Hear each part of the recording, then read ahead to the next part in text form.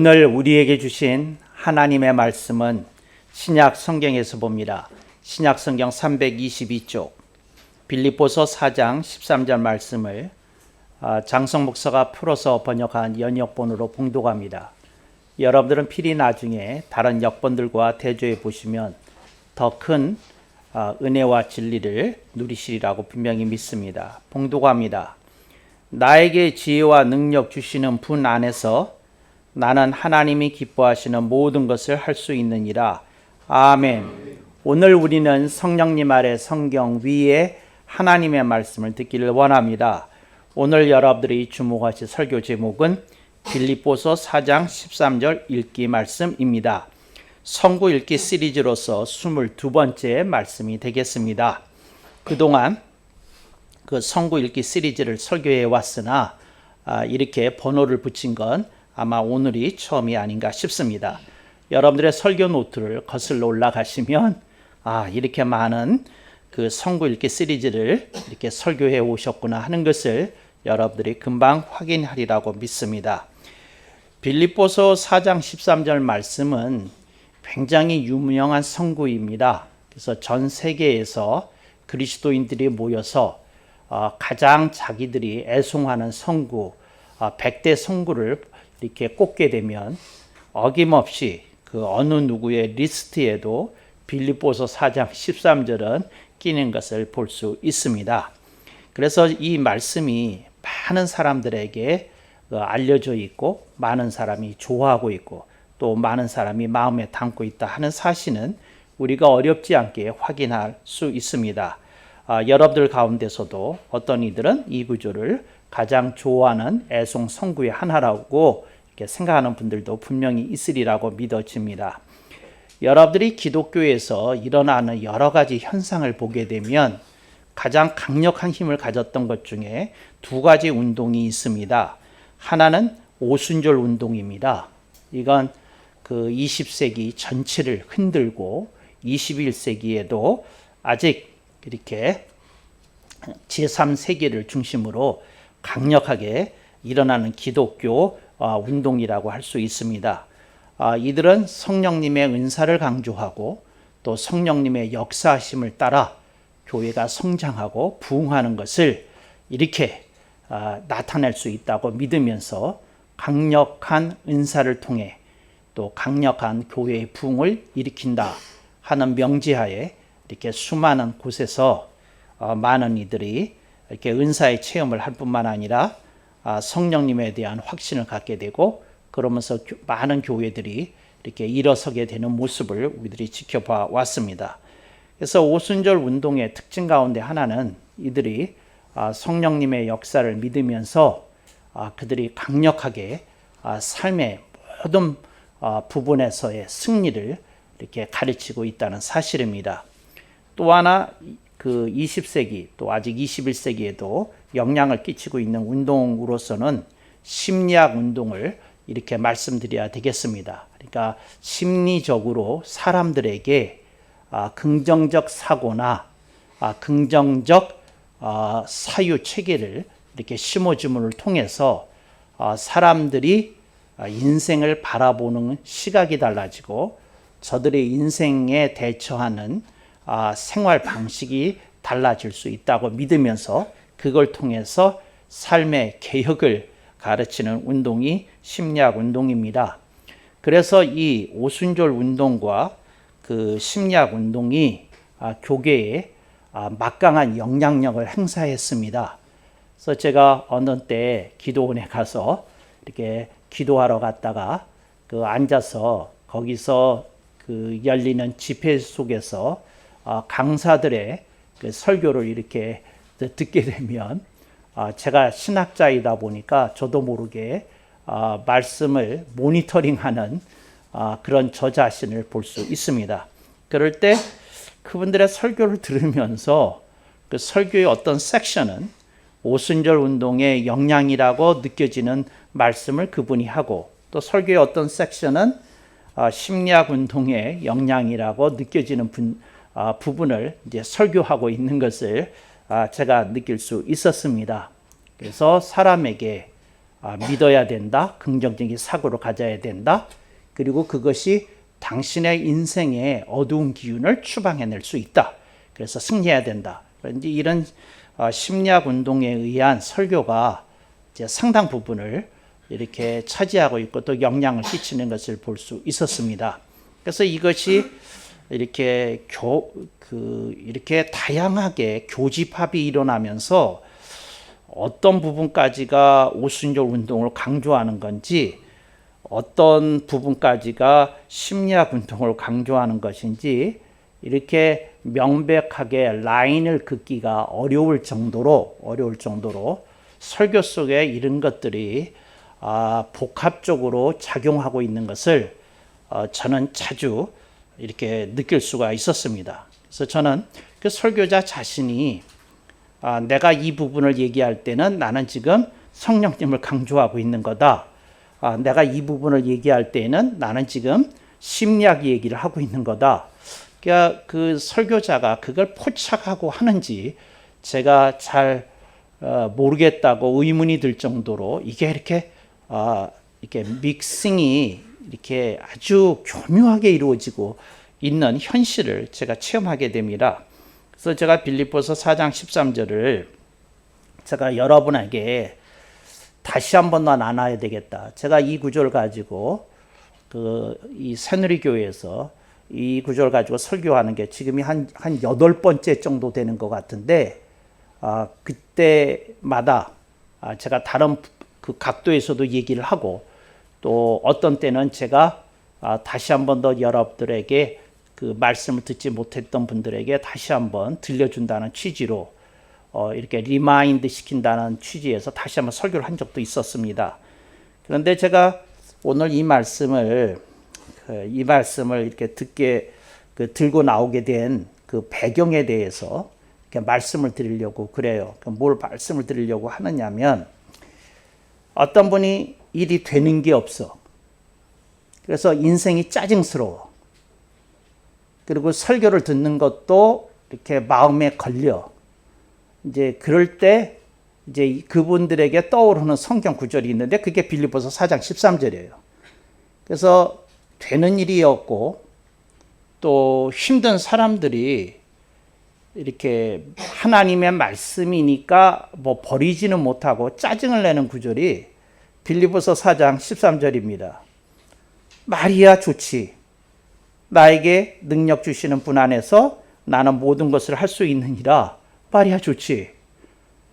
근데 이게 되는 사람도 있고 안 되는 사람도 있잖아. 이게 현실이잖아. 근데 사도 바울은 이걸 알고 얘기하신 거야? 모르고 하신 얘기야? 이게 만약 하나님의 말씀 액면 그대로 사실이라면 이 말씀을 믿는 사람에게는 불가능한 일이 없어야 되잖아. 그리고 일이 잘 풀려야 되잖아. 그리고 좋은 일이 전개되어야 되잖아. 이렇게 생각할 수 있다는 거죠. 그분이 짜증 부린다는 건 이런 생각을 품은 걸 짜증이라고 제가 표현한 겁니다. 근데 이렇게 이제 생각이 든다는 거죠. 어떤 사람이 집안이 그다지 좋지 않은데 태어났어요. 그다지 좋지 않은데 태어났다는 말은 뭐냐면 그러니까 확연하게 부잣집에는 태어나지 않았어요. 그래서 얘가 학교에 가서 친구들을 사귀다가 몇몇 친구들의 집에 가봤는데 너무 잘 사는 거야. 그래서 생각하기를 우리 집도 밥 먹고는 살지만 확실히 부자들은 사는 차원이 다르네. 그러면서 이렇게 압박감을 느끼게 되면서 그런데 어떤 사람은 좋은 집안에 태어나서 이렇게 넉넉하게 살고 어떤 사람은 나 같은 사람은 그냥 그렇게 부잣집에 안 태어나서 이렇게 저렇게 치이면서 사네. 우리 엄마는 맨날 치킨짓 하면서 얼굴 보기도 힘들고 굉장히 고생 많이 하시고 허리도 아프신데 얘네는 그냥 뭐 빌딩이 몇 채고 거기서 나온 임대료 수입만 가지고도 엄마는 유럽 다니고 아빠는 골프 투어 다니고 이게 뭐야? 이제 이런 생각이 들었다는 거죠. 이제 그런 생각이 든 사람이 이제 빌립보서 4장 13절을 보는 거예요. 나에게 지혜와 능력 주시는 분 안에서 나는 하나님 기뻐하시는 모든 것을 할 수 있느니라. 근데 이제 이게 이 구절이 제가 생각이 난 거예요. 그래서 저는 오늘 인생이 짜증이 난 사람들, 인생이 자신을 건드리는 게 좀 심한 사람들, 그 사람들을 특별히 마음에 품고 이 구절을 생각한 거예요. 근데 이 구절이 제가 헬라어 원문 성경을 이렇게 조사해 보니까 이게 오해를 일으키기 딱 쉽게 이 구절이 되어 있어요.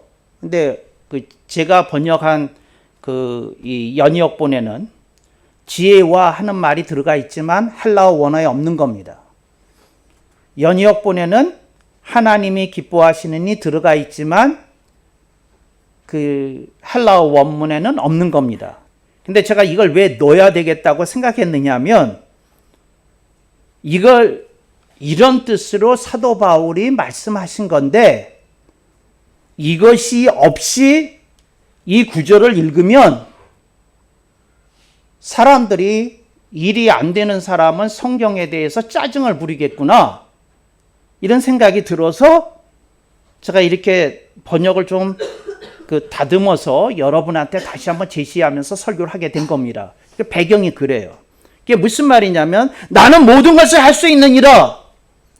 그럼 내가 우리 집을 망하게 한 어떤 사람을 내가 알고 있어. 우리 아버지 그 사업을 들어먹은 아버지 친구를 내가 알고 있어. 근데 내가 그 사람이 좀 망하는 꼴을 좀 봤으면 좋겠거든. 근데 내가 그렇게 믿으면 모든 걸 할 수 있냐고.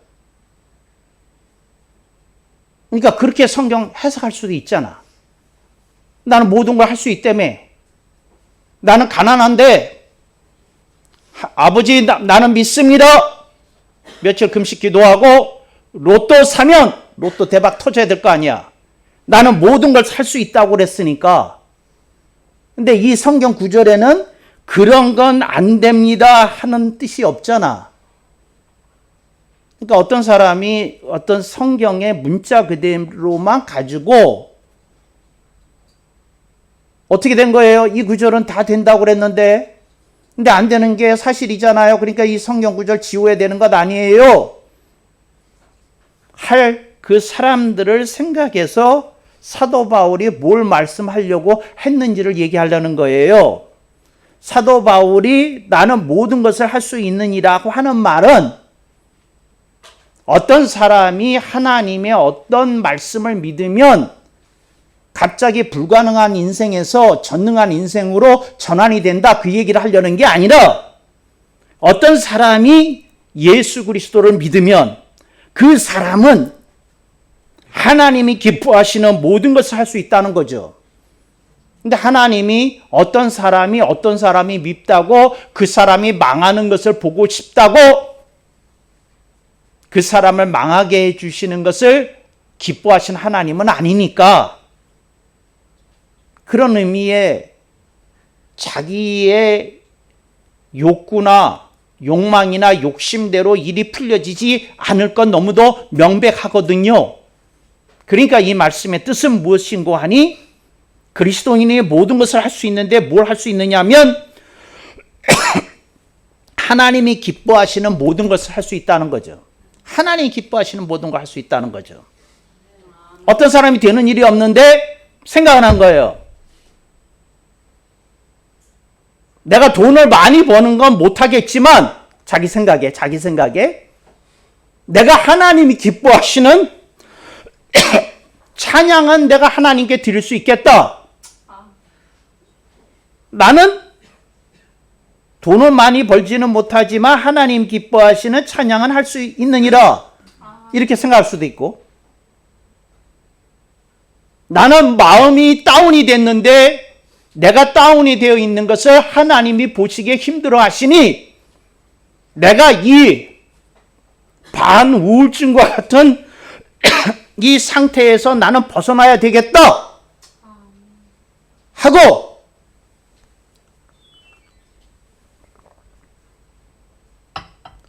본인을 추스려서 일으켜 세우는, 나는 하나님이 기뻐하시는 우울증을 털어내는 모든 것을 할 수 있다. 네, 이렇게 성경을 읽어야 된다는 거죠. 하나님이 기뻐하시는 걸 할 수 있다. 내가 되는 일이 없는데 하나님은 내가 용기를 갖는 걸 기뻐하시니 내가 용기를 내봐야 되겠다. 이게 하나님의 의도라는 거죠. 내가 이렇게 시달리는 모습을 하나님께 보이고, 내가 이렇게 불행을 감지하면서 불안에 떠는 모습을 하나님 보시기에 안 좋으니 내가 이 모습 더 이상 오래 보여드리면 안 될 것 같다. 그리고 그걸 떨쳐내기 위해서 일어서는 거, 나는 하나님 기뻐하시는 모든 것을 할 수 있느니라, 그 뜻이라는 거죠. 앞부분에 제가 나에게 능력 주시는 분 안에서, 이게 헬라 원문에는 이렇게 되어 있어요. 근데 제가 지혜와를 넣었잖아요. 여기에 스토리가 있어요. 어떤 스토리가 있느냐 하면, 사울이 어떻게 살았느냐 하면, 하나님이 사무엘 선지자를 통해서 이스라엘 전국에서 가장 하나님의 촉망을 받던 사울이라는 청년을 왕에 기름 부어서 세우셨거든요. 사울이 이렇게 생각한 거예요. 하나님이 나를 이쁘게 보셨다. 나를 사무엘 선지자를 통해서 기름 부으셔서 왕으로 삼으셨다. 내가 왕이 된 건 하나님의 축복이었다. 그리고 내가 왕의 능력을 갖게 된 것은 나에게 능력을 주시는 그 하나님 안에서 내가 하나님이 주시는 이 권세를 누릴 수 있게 되었다. 그러므로 나는 모든 것을 할 수 있다. 이렇게 생각했다는 거죠. 그런데 사울 왕이 뭘 몰랐느냐 하면, 하나님이 그에게 능력과 권세를 주신 건 하나님이 기뻐하시는 모든 것을 하라는 뜻이었지, 자기 보기에 선한 대로 모든 것을 행하고 집행하라는 뜻은 결코 아니었던 것이거든요. 근데 하나님이 그렇게 살지 않았던 거예요. 하나님 앞에서. 그래서 하나님이 능력 주셨는데 사울이 지혜가 없으니까 자기가 하나님으로부터 능력을 부여받았다는 것만 생각하고 거기에 집착해서 자기의 눈에 거스리는 다윗을 제거하기 위해 총력을 기울였던 일들을 우리들이 기억합니다. 근데 다윗이 어떻게 사느냐 하면, 그가 광야로 방황하면서도 나에게 지혜와 능력 주시는 분 안에서 나는 하나님 기뻐하시는 모든 것을 할 수 있느니라, 하나님이 기뻐하시는 일을 한 거예요. 쫓겨다니면서도, 망명생활을, 블레셋에서 망명생활을 하면서도, 그리고 그런 상황 속에서도 중요한 것은 내가 하나님의 뜻을 따라 사는 것이고, 하나님의 뜻은 결코 내가 내 검으로 사울 왕을 해치거나 제거하는 것을 원치 않으신다. 그걸 분명히 믿고 하나님의 뜻대로 살기를 위해서 그가 자신을 관리했던 것을 우리들이 기억합니다. 여러분, 이게 하나님이 여러분들에게 기대하시는 거예요. 하나님이 여러분에게 지혜와 능력을 주십니다. 근데 하나님은 어떻게 살기를 원하시냐면, 여러분들이 하나님이 기뻐하시는 일을 하면서 그렇게 인생을 살기를 원하시더라는 거죠.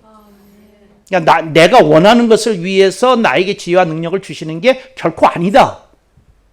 내가 하고 싶은 대로 내 꿈을 이루고 나의 어떤 바라는 바를 이루기 위해서 인생을 살도록 하나님께서 나에게 지혜와 능력을 공급해 주시는 건 결코 아니라는 뜻입니다. 하나님 기쁘시게 해야죠. 하나님 원하는 인생을 살아야죠. 여러분들이 여러분 자신을 붙들고 있으니까 여러분 인생 힘든 거예요. 꼬이는 거예요. 하나님 붙들어야죠. 이게 참 힘든 얘기인데, 하나님의 뜻이 내가 망하는 것입니까? 그럼 망하겠습니다.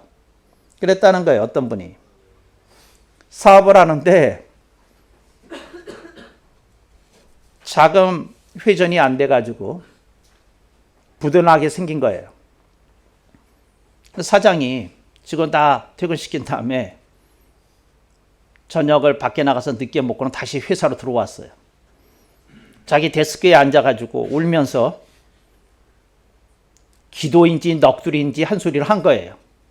하나님 뜻이 망하는 것이라면 망하겠습니다. 그랬더니 평생 듣지 못한 주님의 음성을 들었다는 거예요. 네 말에 책임을 져라. 부도 났다는 거예요. 그 다음날. 네 말에 책임을 져라. 부도는 났는데 그 말이 귓가에서 떨어지질 않더래. 네 말에 책임을 져라. 그래, 하나님 뜻이면 망해야지. 그래서 책임을 지고 열심히 했더니 채권을 갖고 있는 거래업체들이 사장이 와서 하는 말이 박 사장, 우리가 1년을 기다려 줄 테니 어떻게 해보시오.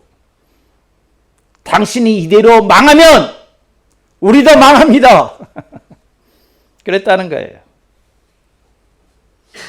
여러분, 우리가 진짜로 하나님 뜻에 따르면 무슨 걱정이 있겠어요? 망하면 망하는 거지. 죽으라면 죽는 거지. 이게 스데반 집사가 했던 말이거든요. 하나님 뜻이 내가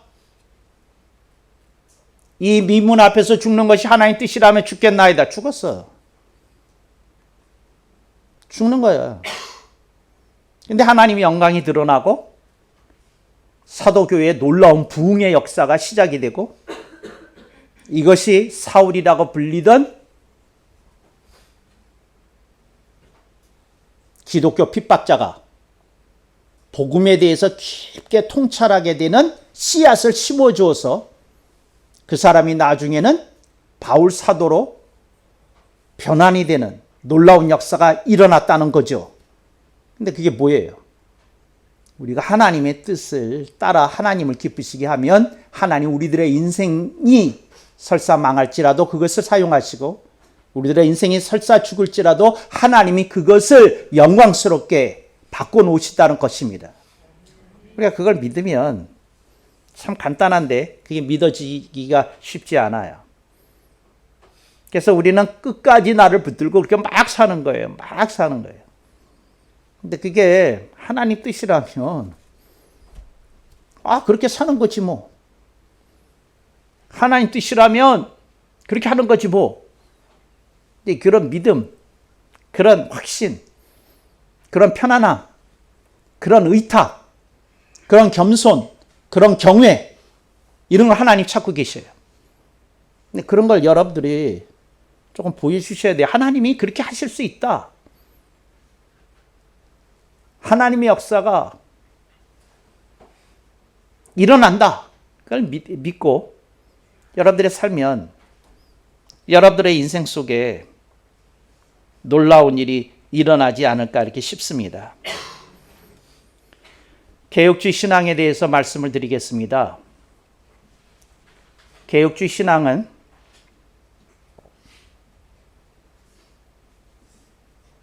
하나님의 영광을 위해서 우리들이 창조받았고 우리가 하나님을 기쁘시게 하는 일에 우리들의 인생을 드려야 된다고 가르치는 신앙입니다. 그래서 우리 개혁신앙인들은 우리들의 삶의 목적이 뚜렷해요. 분명해요. 하나님의 영광을 위해서 우리들의 인생을 살아가는 겁니다. 하나님이 기쁘시게 하기 위해서 우리들의 인생을 살아가는 겁니다. 그런데 그렇게 살아가는 사람들의 인생을 통하여서 하나님이 세상에서는 찾을 길이 없는 인생의 보람을 안겨다 준다는 겁니다. 여러분들이 이 개혁신앙의 이 찬란한 아름다움 그리고 그 부유함, 풍성함에 여러분들이 정말 매력을 느끼고 신앙생활을 꾸준히 이어가실 수 있기를 응원하고 격려합니다. 세상의 많은 이들이 엉뚱한 데 끌려다니고 있어요. 허황된 것이 영원한 것인 줄 알고 다니고 있어요. 사실 인생이라는 게 알고 보면 다 도깨비 같은 거거든요. 여러분, 도깨비의 뜻이 뭔지 아십니까? 그게 뭐냐면 깨어나면 헛것이라는 게 도깨비라는 말의 뜻이에요. 꿈을 꿨어요. 꿈에서 산 같은 황금 덩어리를 내가 발견했어요. 꿈을 깼더니 황금산이 날아간 거야. 그럼 그 황금산이 뭐예요? 꿈속에서는 진짜 리얼했거든. 너무 좋았거든. 그래서 꿈속에서 얼마나 많은 고민을 했는지 몰라요. 이걸 내가 장비를 갖고 올 때까지 이걸 어떻게 사람들한테 숨길 수 있냐, 이 산을. 그런 고민도 했고, 이 산 같은 금을 날리려고 그러면 어떤 수레를 갖고 와야 되냐, 그런 고민도 했고, 막 했는데 깨고 나니까 다 소용이 없는 거야. 도깨비야, 도깨비. 아무 소용없는 걸 붙잡고 있거든요. 여러분들이 그 도깨비 같은 걸 붙들고 그게 영원한 줄 알고 살아요. 제가 초등학교 때 만났던 그 호떡 팔던 할머니를 제가 잊지 못해요. 근데 이 할머니가 그러셨어요. 어떠냐면 호떡을 굽다가 저들이 이제 호떡 그 하나 살 돈 어떻게 생겨가지고 사고 있잖아요. 그러면 할머니가 하여튼 얼마인지 모르는데 하여튼 호떡 한쪽에 있던 걸 갖다가 이렇게 이렇게 뭐죠? 십자 방향으로 이렇게 잘라 놓은 호떡이 있어요. 그게 뭐냐면 이리 좀 와봐. 호떡 더 줄게. 네 볼 좀 만져보자. 그러면서 이게 볼을 만지세요. 그러니까 그게 피부가 그렇게 부럽대. 그 할머니가. 그러면서 볼을 초등학교 3학년, 4학년짜리 이렇게 볼을 만지면서 하시는 말씀이 있어요. 너희들은 모를 거야. 이게 다 헛개비다. 젊다는 거, 피부가 팽팽하다는 거, 이거 다 헛개비다. 내 말 흘려 듣지 마라. 한 말씩 하시고 호떡 이렇게 십자로 잘라가지고 4분지를 더 주셨어요. 이 볼을 만지면. 근데 어떤 애들은 싫다 그거 안 했는데, 근데 그 말이 잊혀지지가 않아. 젊음이라는 것도 청춘이라는 것도 다 헛개비다. 다 지나간다. 너희들은 모를 거다. 그렇게 얘기했던 게 생각이 나요. 여러분, 인생이 헛개비 같은 것에 너무 마음이 빠져가지고 그게 영원한 줄 알고 거기에 그 막 기를 쓰고 있어. 아니야. 그거 눈 떠야 돼. 그게 인생 아니야. 결국은 하나님을 기쁘시게 한 것만 남아. 하나님 기쁘시게 한 것만. 이게 개혁신앙인이 가리키는 거야. 하나님을 기쁘시게 한 것만 영원히 남아. 하나님 기쁘시게 한 것만. 내가 나를 붙들고 살았던 건 다 헛개비야. 다 흩어져. 그걸 언제 깨달을 수 있겠어요? 그걸 깨달은 사람이 하는 말이야. 나에게 지혜와 능력 주시는 분 안에서 나는 하나님 기뻐하시는 모든 것을 할 수 있느니라. 할 수 있어. 내가 하나님 기뻐하시는. 하나님 내가 우울하시기를 원하실 리가 없잖아. 하나님 내가 불안과 공포에 떨기를 원하실 리가 없잖아. 하나님이 내가 가난에 찌들기를 원하실 리가 없잖아. 그럼 내가 벗어나야지. 그럼 내가 지금 그렇게 피 터지게 살아보면서 그렇게 뭘 해봐야지. 해봐야지. 근데 그걸 해보지도 않고 뭐 하는 사람이 있다는 것이죠. 제가 신학생이었을 때 그 마슬로우라는 그 심리학자에 심취했던 적이 있어요. 그래서 제가 그 UCLA에서 심리학을 전공한 어떤 그 박사 한 분한테 가서 이제 대화를 나누는데 그분이 이런 얘기를 하는 거예요. 뭐냐면 신앙이라는 거 그거 다 헛개비야. 그거 다 그 소용없는 거야. 그분이 저한테 하는 말이에요. 그래서 왜 그런 말씀을 하시는데요? 그게 아무리 귀한 신앙을 가지고 있어도 마음이 다운되면 작동을 안 해. 그러니까 마음이 작동이 되는 게 훨씬 더 중요한 거야. 나는요, 심리학자한테 이 얘기를 들었던 순간을 지금도 잊지 못해. 그 사람이 그 얘기한 거예요. 신앙이 무슨 소용이 있어? 마음이 다운됐는데 그가 다 헛개비야. 그 얘기 그렇게 하시는 거예요. 제가 이제 이분한테 이제 무슨 말을 해야 되잖아요. 그러니까 이분이 할 말 있으면 해. 이건 내 입장이야. 내가 크리스천들 다 봤는데 잘 나가다가도 지 마음이 다운되면 신앙이 없는 사람의 모습을 다 보여주더라고. 그러니까 심리학이 훨씬 더 중요해, 신앙보다. 할 말 있으면 해봐. 얘기를 하는 거예요.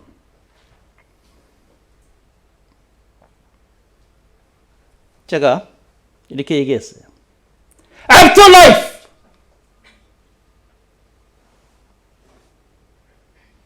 죽은 다음에 삶이 있어요. 인생이 이대로 끝난다면 당신 말이 맞아. 신앙보다 심리학이 맞을 수 있어. 그런데 죽은 다음에 영생이라는 게 있으면 당신 말이 헛개비야.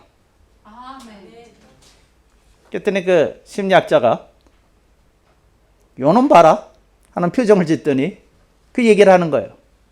Prove it. 증명해봐. 죽은 다음에 삶이 있는지 없는지 증명해봐. 네가. 너 안 죽어봤잖아. 너 아직 안 죽었잖아. 죽은 다음의 일을 어떻게 네가 증명할 건데? 그 얘기를 하는 거예요. 여러분, 죽은 다음의 일을 어떻게 하냐? 너 큰 소리 빵빵 치지만 죽어본 일도 없고 또 죽었다가 다시 살아온 사람도 없고 그런데 네가 어떻게 증명할 거야? 이렇게 소리 빵빵 치더라고요.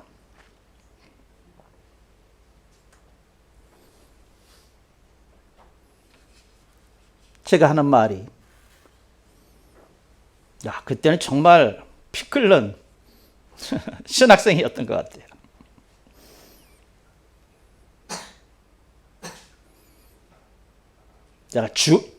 제가 부엌에 가서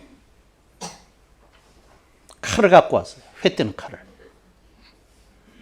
나 딱 이렇게 들고는 이렇게 얘기했어요. 우리 같이 죽자. 내가 당신 찌르고 나도 찌르고 같이 죽자. 그래서 지금 죽어보면 되겠네. 죽어보면 하게 되겠네. 근데 기억해. 당신은 지옥 갈 거야. 나는 천국 갈 거고. 그렇게 얘기했어요. 죽어보면 되겠네. 제가 한 말이 나는 기독교 신학에 목을 걸을 수 있어. 너는 네 심리학에다가 목숨을 걸 수 있냐? 얘기했어요. 여러분, 여러분들이 인생을 살잖아. 영생이 없다면 기독교는 가짜야. 영생이 없으면. 천국이 없으면 가짜야. 기독교의 복음이 위대한 것은 조회, 영생, 영원한 생명, 영원한 구원. 그게 우리에게 있다는 거지. 그게 있다는 거지. 그래서 우리는 우리의 엔딩, 결말에 대해서 두려워하지 않아. 내가 설사 이 세상에서 망할지라도 나에게는 영원한 생명이 있고 천국이 기다리고 주님이 기다리고 계시는데 그래서 두려움이 없는 거야. 근데 이 신앙이 무너지면 당신은 인생에 벌벌 떨면서 살 거야. 끌려다니면서 살 거야. 정말이야. 한마디 더 해야지. 비 맞은 개처럼 살 거야. 비 맞은 개처럼. 비 맞은 개처럼. 비를 쫄쫄 맞고 돌아다니 들개처럼 그렇게 살 거야. 기독교인은 다르거든. 목을 걸 수 있었거든.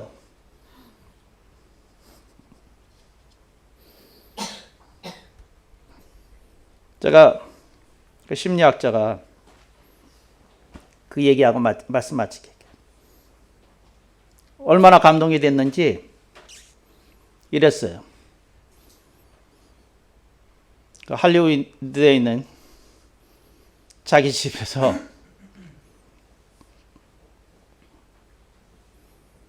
하루 나를 초대했어요. 초대해봐야 뭐 별거 없어요. 혼자 사는 사람이니까 햄버거 하나 사서 먹는 거예요.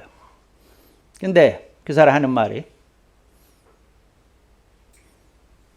우리 집안을 돌아다니면서